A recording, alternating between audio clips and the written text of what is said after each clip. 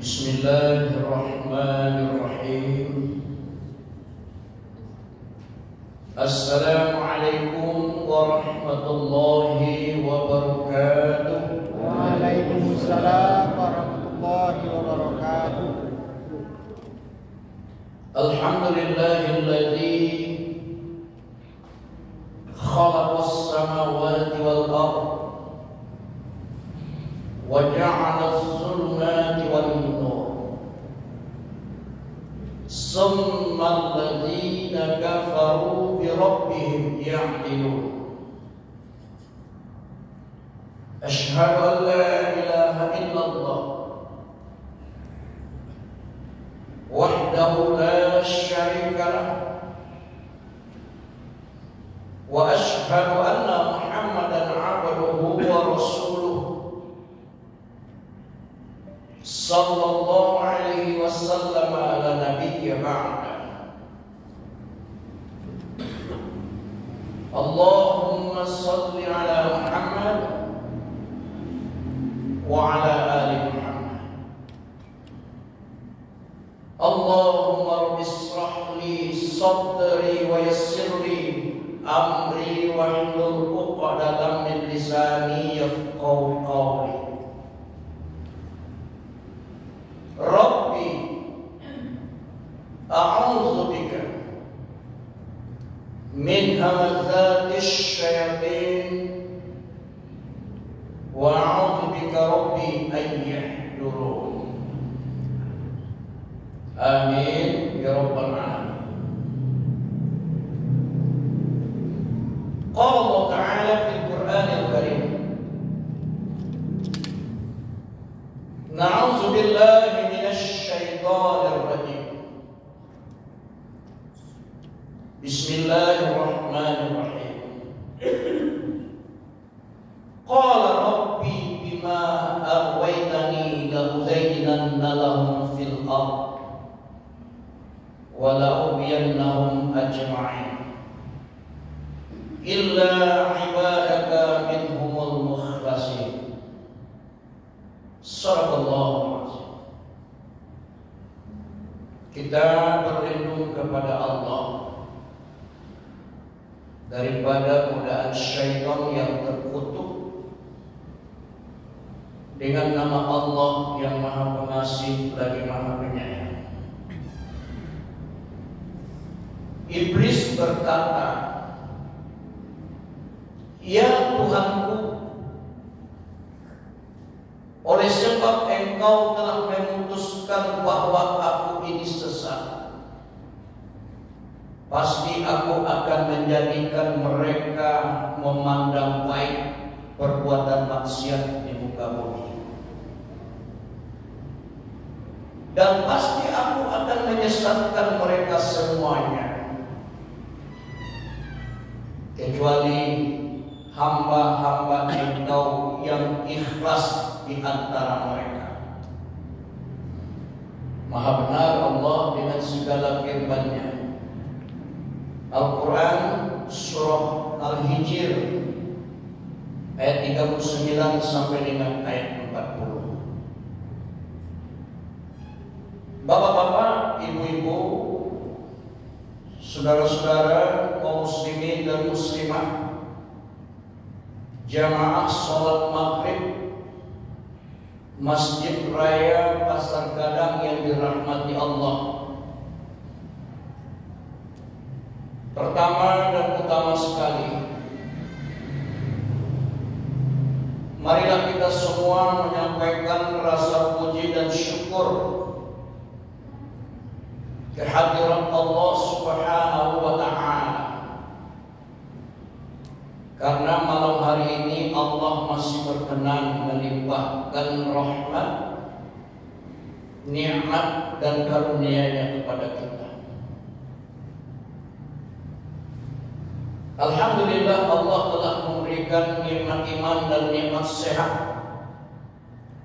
sehingga kita masih dapat hadir di masjid yang kita cintai ini dalam rangka menunaikan sholat maghrib secara berjamaah dan dilanjutkan dengan wirid pengajian.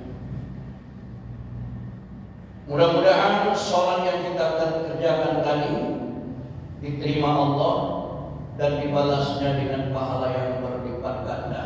Amin ya Allah. Di samping itu sholawat dan salam, mari pula sama-sama kita sampaikan kepada junjungan kita Nabi besar Muhammad sallallahu alaihi wasallam. Allahumma shalli ala Muhammad wa ala ali Muhammad. Bapak-bapak, ibu-ibu yang saya muliakan, pengajian kita malam hari ini dengan judul orang-orang yang menjadi temannya iblis.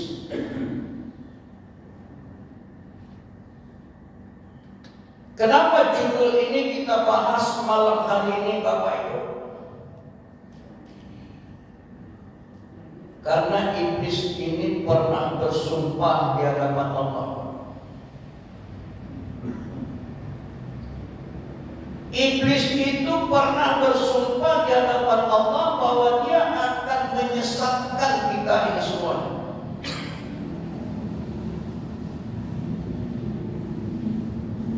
Kenapa dia bersumpah? Iblis ini awalnya adalah makhluk yang tunduk dan patuh kepada Allah. Awalnya dia adalah makhluk yang taat beribadah kepada Allah. Hebat ibadahnya. Oleh karena kehebatan ibadah iblis itu, dia diapresiasi oleh Allah, diangkat dia ke surga. Jadilah iblis itu penghuni surga bersama para malaikat. Tapi apa yang terjadi ketika Allah telah selesai menciptakan Nabi Adam? Seluruh penduduk surga diperintahkan agar sujud kepada Adam. Illa iblis, kecuali iblis dia enggan. Malaikat dengan patuh sujud. Lalu Allah bertanya, qala ma mana'aka alla tasjuda is amartu. Bertanya Allah kepada iblis, hai iblis, apa yang membuat kamu tadi enggan tidak mau bersujud kepada Adam ketika aku perintahkan? Apa yang menghalangimu untuk bersujud kepada Adam? Lalu iblis menjawab, qala ana khairun minhu khalaqtani min nar wa khalaqtahu min tin. Berjawab iblis, oh Tuhan, aku ini engkau ciptakan dari api, sementara Adam itu dari tanah. Masa aku pengen sujud kepadanya? Sombong. Karena jawaban iblis yang sombong itu, Allah memvonisnya sebagai makhluk yang sesat, dia dikeluarkan dari kenikmatan surga. Dia menerima keputusan Allah. Dalam surat Al-Hijr tadi, sebelum dia keluar dari surga, dia bertanya, qala rabbi. Berkata iblis, wahai Tuhan. Jadi rupanya iblis apa? Masih mengakui Allah Tuhannya. Sesat-sesatnya iblis, dia masih mengakui Allah Tuhannya. Buktinya ya ini, qala rabbi. Berkata iblis, wahai Tuhanku. Jika ada orang yang mengakui Allah Tuhannya, dia lebih sesat daripada iblis. Qala rabbi bima aghwaytani la uzayyinanna lahum fil ardh walau yannahum ajma'in. Oh Tuhanku, karena Engkau sudah memvonis aku sebagai makhluk yang sesat sehingga aku terusir dari surga, aku bersumpah, aku berjanji akan membuat anak keturunan Adam memandang baik perbuatan maksiat di muka bumi ini. Itu sumpah iblis. Walau yannahum ajma'in. Dan aku bersumpah ya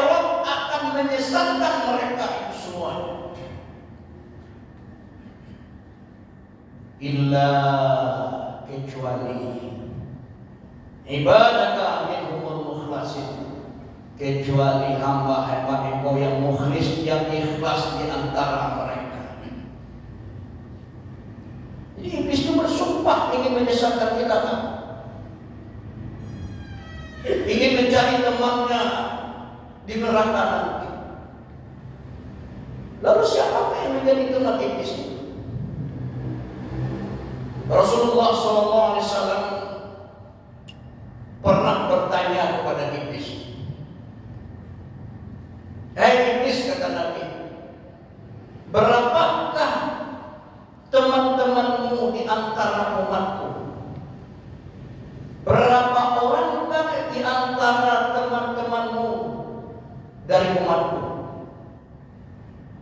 Lalu iblis menjawab, 10. Para ibu, 10. Apakah itu termasuk atau tidak? Kalau termasuk, segeralah nyatakan perang dengan iblis. Siapa yang 10 itu? Yang pertama kata Rasulullah, hakimun jahil,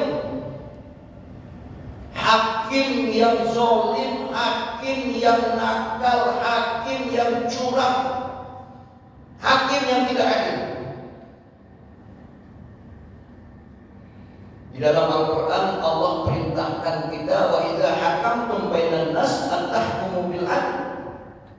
Surat An-Nisa ayat 58. Apabila kamu menetapkan hukum di antara manusia, agar kamu menetapkannya dengan adil.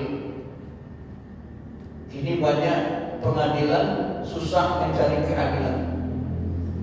Yang salah bisa jadi benar zaman kini, Pak. Yang betul bisa jadi salah. Orang yang bersalah dihukum, orang yang bersalah bebas berkeliaran hari ini.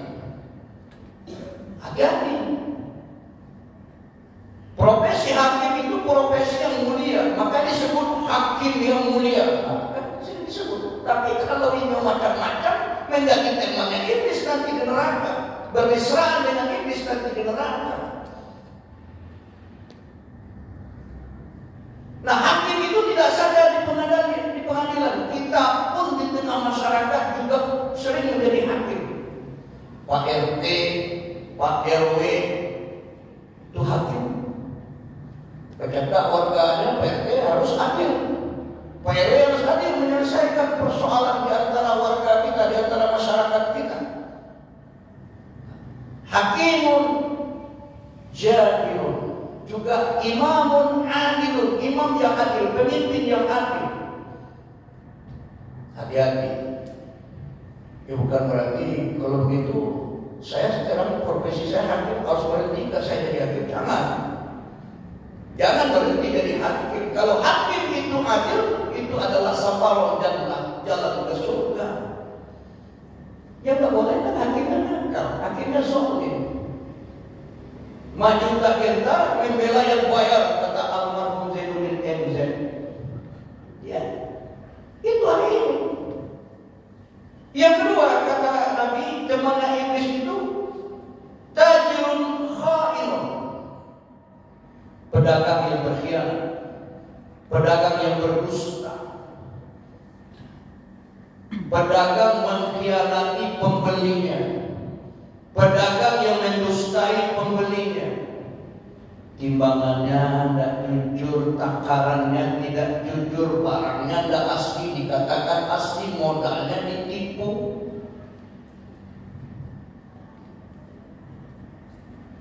Umat Nabi Syuaib alaihissalam yang hidup di negeri Madian, mereka itu dihancurkan oleh Allah melalui gempa bumi yang dahsyat. Ada apa dengan umat Nabi Syuaib? Umat Nabi Syuaib itu kaya-kaya, mata pencarian mereka itu berdagang, berjual beli. Tapi dia mendapatkan kekayaan itu dari hasil jual beli yang menipu. Timbangan dikicuah, takaran tidak benar, ukuran tidak benar, barangnya palsu dikatakan asli. diutus Nabi Syuaib oleh Allah ke negeri Madian untuk memberikan dakwah kepada umatnya agar mereka berhenti mengerjakan perbuatan jual beli seperti itu. Apa yang terjadi? Jangankan mereka dengarkan dakwah Nabi Syuaib, malah nabinya dikatakan gila. Syuaib, kamu ini gila ya? Masa kami mau berhenti berjual beli seperti ini yang telah mendatangkan harta yang banyak kepada kami, yang telah mendatangkan keuntungan yang besar kepada kami? Masa kami akan berhenti? Kamu gila. Kalau kamu tidak suka, pergi saja dari sini. Diusir tidak dia. Dan Syuaib kata umatnya, kalau engkau merasa di pihak yang benar, suruhlah Tuhanmu itu segera mendatangkan azab kepada kami. Bantu bakal. Lalu Nabi Syuaib mengadu ke Allah, ya Rabb, ternyata umatku tidak bisa berubah. Sudah berbagai macam cara, sudah berbagai macam usaha yang saya lakukan, tapi umatku tetap menentang. Malah dia meminta engkau mendatangkan azab. Datangkan sajalah azab yang seketika itu juga datang gempa bumi yang dahsyat. Mereka tertimbun, terhimpit oleh reruntuhan rumah mereka. Mereka musnah. Pertanyaan anggota Bapak Ibu, para iman Nabi Syuaib itu ada nggak malam ini Pak?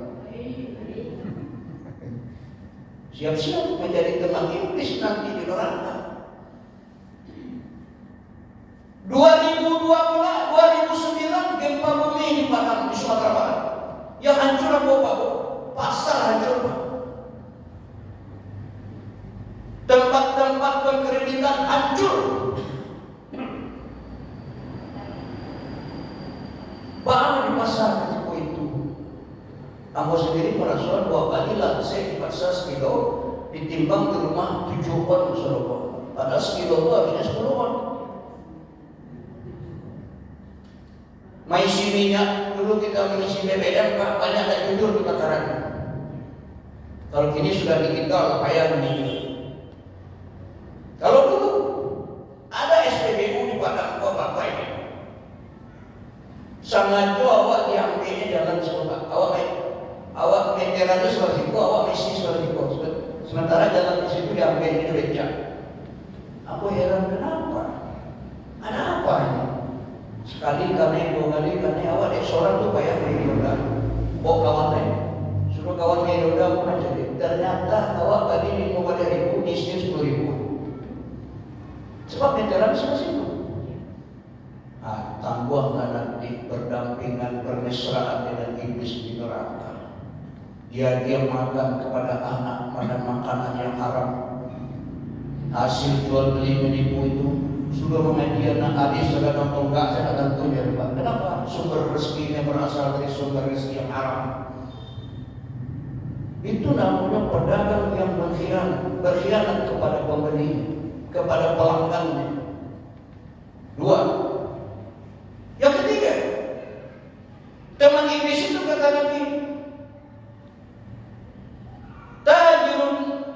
syaribul khamri, peminum khamar, peminum minuman keras, pemabuk. Itu teman iblis. Ini kan orang-orang yang hidup di zaman modern. Kok Bapak Ibu kalau tidak mabuk tidak tren, kalau tidak mabuk tidak modern. Apa kata Nabi? Innal khamra ummul khaba'is. Sesungguhnya khamar itu adalah induk dari segala kejahatan. Orang merampok diawali dengan mabuk-mabuk dulu. Benar tak Bapak Ibu? Orang yang membunuh orang Pak minum dulu. Orang mau mencuri mabuk dulu. Di zaman dahulu ada kisah seorang ulama yang bernama Basisah. Basisah ini adalah orang yang taat beribadah kepada Allah. Sudah 270 tahun beribadah. Kalau orang-orang dahulu kan umurnya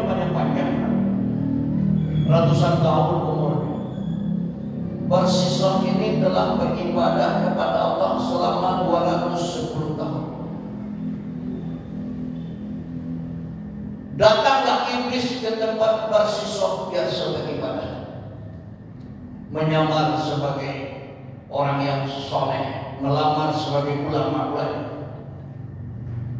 Duduk di sebelah Barsisah beribadah. Dia berzikir, dia sholat sunat, dia berzikir, dan intinya ibadah. Sehingga heran Barsisah, siapa orang ini? Saya belum pernah ketemu orang yang beribadah tak sampai tak makan, tak minum, tak tidur. Hebat sekali orang ini. Lalu dicari kesempatan Barsisah bertanya, Assalamualaikum, waalaikumsalam. Siapakah gerangan Anda? Saya baru melihat Anda sekali ini, dan saya lihat dan saya perhatikan Anda beribadah luar biasa hebatnya, sampai tidak makan, sampai tidak minum, sampai tidak tidur. Apa rahasianya? Menjauhilah iblis yang menyamar tadi. Itu persoalan mudah. Saya bisa seperti ini karena saya dulu pernah berbuat salah, saya pernah berbuat dosa, saya pernah melanggar aturan Allah. Saya pernah berzina, saya pernah mabuk, saya pernah membunuh orang. Tapi setelah saya bertobat, saya selalu ingat dosa-dosa saya itu. Ketika saya ingat dosa-dosa saya, membuat saya tidak mau makan, tidak mau minum, tidak mau tidur. Yang saya mau hanya ibadah. Luar biasa, kata Barsisah. Bisakah saya seperti kamu? Kata Barsisah, oh sangat bisa, kata iblis. Bisa sekali. Bagaimana caranya? Caranya mudah. Kamu bikin pula dosa, kemudian kamu bertobat, niscaya kamu akan bisa ibadah seperti saya. Lalu dosa apa yang saya lakukan? Kata iblis, kamu berzina dengan seorang perempuan. Kemudian setelah berzina kamu bertobat, insya Allah kamu akan bisa ibadah seperti saya. Wah, tidak mungkin, kata Barsisah. Mana mungkin saya menzinai seorang perempuan? Semua orang di sini mengetahui saya ini seorang ulama besar. Tidak mungkin, saya tidak mau. Baik, kalau kamu tidak mau berzina, bunuh orang. Bunuh orang. Membunuh orang saya juga tidak sanggup, kata Barsisah. Jangan-jangan saya nanti yang terbunuh. Saya tidak pernah belajar untuk berkelahi, tidak pernah belajar membunuh orang. Baik, kata iblis, kalau engkau tidak mau berzina, tidak mau membunuh orang, ada yang paling ringan dosa yang bisa engkau lakukan. Apa? Minum khamar sampai mabuk. Barsisah sudah mulai masuk ke dalam perangkap iblis. Di mana saya bisa mendapatkan khamar di sini? Saya tidak pernah minum khamar, tidak pernah beli khamar. Di mana? Mudah sekali. Saya dulu sering minum di situ, kata iblis. Pergilah engkau ke sana. Carilah di situ ada orang yang jual khamar, minumlah sampai mabuk, kemudian kamu bertobat, pasti kamu bisa ibadah seperti saya. Makan ya Barsisah. Kalau minum khamar bisa menyuruh-nyuruh. Pergi dia mencari warung yang menjual khamar. Penjual khamar itu seorang perempuan cantik, jelita. Suaminya sedang tak ada di rumah.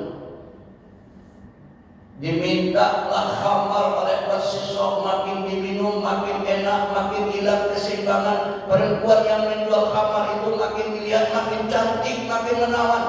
Tergoda Barsisah, naik nafsunya. Ditangkapnya perempuan itu, dia zinai. Berzinalah dia dengan perempuan itu.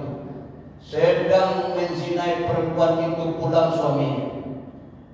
Suami mana yang tidak marah melihat istrinya dizinai orang?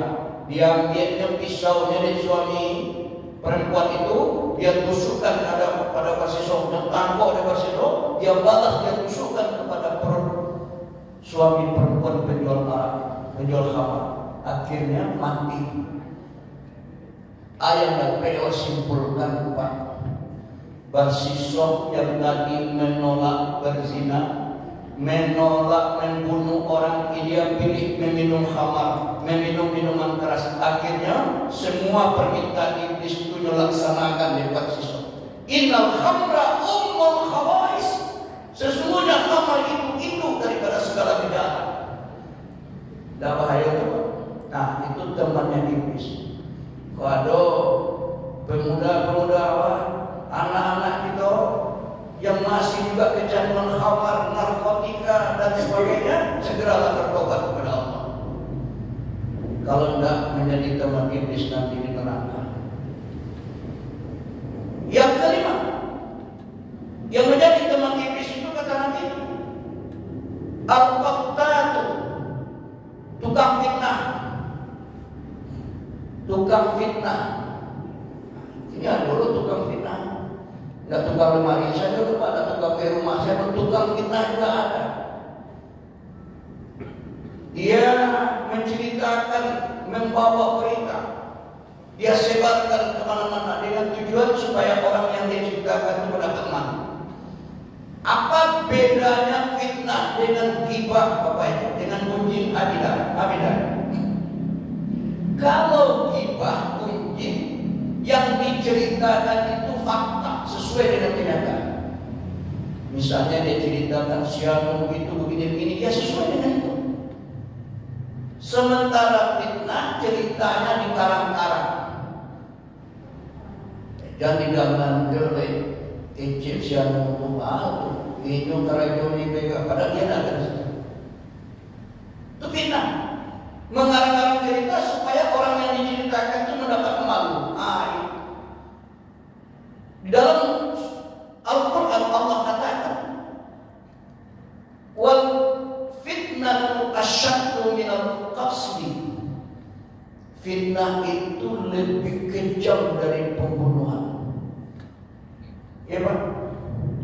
Misalnya boleh itu fitnah. Saya sedang banyak jadwal ceramah saya kemudian difitnah. Tak mau orang mendengar ceramah boleh Pak. Membunuh karakter. Kalau orang itu dibunuh, mati, dikubur, selesai. Tapi kalau difitnah, sakitnya itu tidak bisa hilang, malunya tidak bisa hilang, membunuh karakter. Kalau orang dibunuh sakit, Pak, mati itu hilang rasa sakit itu. Tapi kalau orang difitnah, rasa sakitnya sampai dia mati. Malunya tidak untuk dirinya sendiri, tapi untuk seluruh keluarga. Bahaya fitnah. Jadi kalau enggak urusan awak, tak usahlah kita cerita ke orang. Kadang-kadang awak cerita ke dapat dari orang, tadi berot sampai ke orang lain. Lalu menyebar fitnah ke seluruh masyarakat.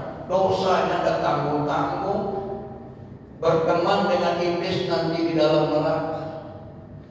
Nah, 5 yang keenam, sahibur riya, orang yang riya.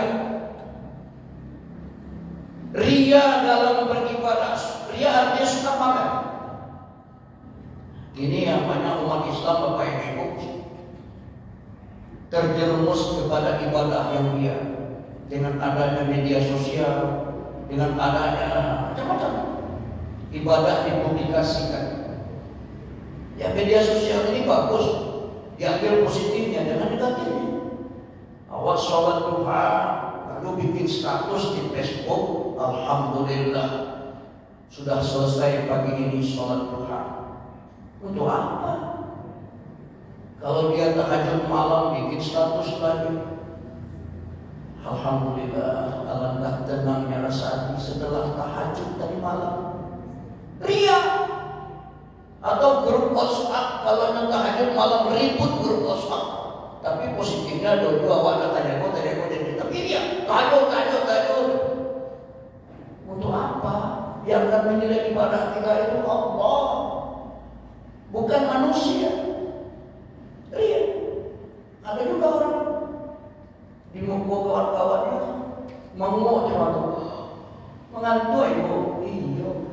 Ambo tadi malam kurang lalu, aku kurang lalu, ambo tahajud, sudah tahajud baca Al-Quran, sudah baca Al-Quran, ambo zikir sampai subuh. Orang tak ada tanya mengantuk ibu, itu tanya orang. itu kawannya iblis nanti di neraka. Hati-hati kita. Kadang-kadang sepele. Jadi membuat kita ria tanpa kita sadari. Nah, yang keenam, yang ketujuh, temannya iblis itu kata lagi, akalu malil yatim. Orang yang memakan harta anak yatim. Itu kawannya iblis juga. Hati-hati, pengurus masjid, pengurus panti asuhan yang bertugas mengumpulkan anak yatim, jangan dimakan 1 sen pun ke hak kita, kecuali untuk biaya operasional dia sendiri boleh. Misalnya itu menjalankan sumbangan yatim tentu perlu ongkos, perlu transportasi, tidak ada masalah. Atau kita membuat panti asuhan, kita makan bersama anak yatim itu dengan uang sumbangan orang tua, boleh nggak? Boleh. Tapi nggak boleh untuk kepentingan pribadi kita.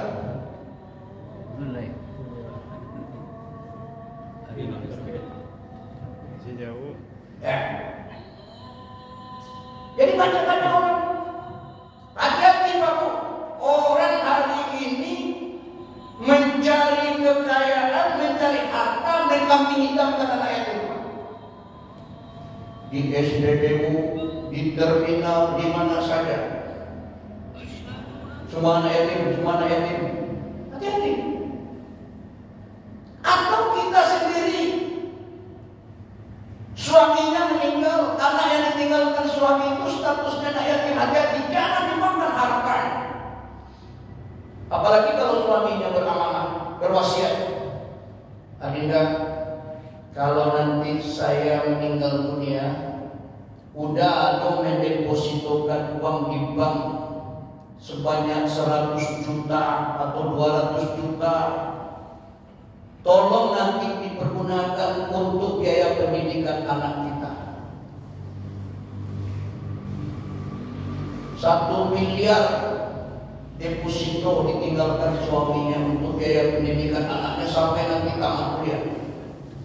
Nah, dia gitu bininya. Setelah meninggal bininya, lakinya, habis masa idahnya, menikah lagi, itu laki-laki lain. Nyuapin binti 1 M kok teraniaya anak yang disuruh membiayai pendidikannya oleh suaminya. Itu zalim memakan anak yatim. Agar mesraan iblis nanti di neraka. Banyak itu Pak. Katanya itu kan anak saya, iyo anak Allah tapi statusnya anak yatim. Harta peninggalan ayahnya apalagi dikhususkan untuk dia cuma dimakan. Kecuali untuk biaya makan ini, satu orang makan itu lain soal. Tapi yang lagi anggarkan dari suami awak untuk biaya pendidikan anak-anak kita, itu dimakan di awak suami baru. Ada bola suami baru. Banyak kejadian ini. Apalagi cintanya sangat dalam kepada suami baru. Pandai lu merayu suami baru. Habis harta peninggalan suaminya oleh karena dia. Nah, yang ke-8, teman iblis itu kata Nabi, al-mutahawinu bis-shalah. Yang menjadi teman iblis itu orang yang malas mengerjakan sholat. Itu dipastikan kawan iblis. Iblis itu pada PO tak sholat. Terangkannya kan ada musuh tadi. Ketika Allah menciptakan Nabi Adam, iblis itu tidak mau sujud kepada Adam. Itu artinya tidak mau sholat. Kalau ada orang tidak mau sholat, itu kawannya iblis. Banyak. Orang sholat, dia berkeliaran di jalan sana. Orang hari Jumat, dia berkeliaran di jalan raya. Kadang-kadang bunyi knalpot online memaksa kali mulu mengganggu konsentrasi khatib berkhutbah, mengganggu konsentrasi imam sedang baca ayat. Itu kawan iblis. Sholat itu tiang agama. As-sholatu imaduddin. Orang beragama atau tidak ditentukan dia sholat atau tidak.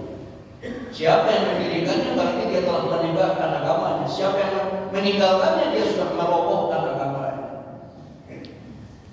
Nah, kemudian yang ke-9, teman iblis itu adalah mani'us zakat, orang yang enggan membayar zakat.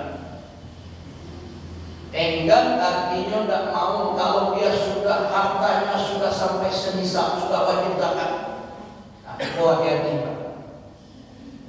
Harta awak di bank memang didepositokan. Berapa nilainya? Kalau nilai uang deposito itu sudah mencapai 85 gram emas, wajib zakat sekali setahun. Setiap yang berjumlah 85 gram emas, setiap tahunnya dikeluarkan zakat. Banyak orang diam-diam saja, pura-pura tak tahu. Oh, emas perhiasan kalau jumlahnya melebihi 85 gram wajib zakat. Emas perhiasan itu tak sampai 85 gram, bukan emas yang dimaksud. Emas perhiasan itu yang sekedar dipakai. Itu kesimpan-simpan ambil babungka. Kekecil itu emas perhiasan. Wajib dikeluarkan zakatnya 2,5%. Dan setiap berjumlah 85 gram emas dikeluarkan zakatnya 1/40 atau 25%. Setiap tahun, Ustaz, setiap tahun. Kalau tahun besok jumlahnya segitu lagi, ya kalau tidak sampai mau diangkat akan dikatakan. Banyak orang pura-pura lupa, Pak, pura-pura tak tahu. Dia itu sebenarnya wajib zakat. Nah, yang terakhir, yang menjadi teman iblis itu adalah mayyu'ilul amal. Orang yang terlalu panjang angan-angan, banyak berhayal, atau kawan iblis. Berhayal, ya kan? Akhirnya hayalan-hayalan itu membuat dia seneweng kadang-kadang.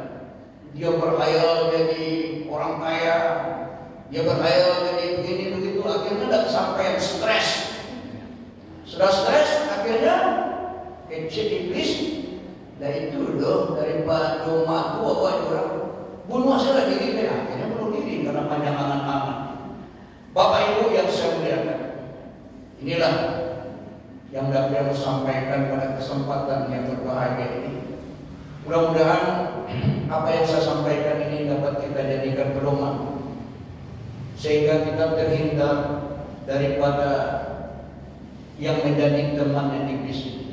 Kalau menjadi kawan iblis, awal waktulah dipastikan tanpa awal neraka. Sebab iblis itu sudah dipastikan Allah tempatnya di neraka. Dia diusir oleh Allah dari surga. Bagaimana kalau salah satunya ada dari yang 10 tadi? Kalau salah satunya itu juga termasuk teman iblis kita, segera bertobat. Solusinya adalah bertobat kepada Allah.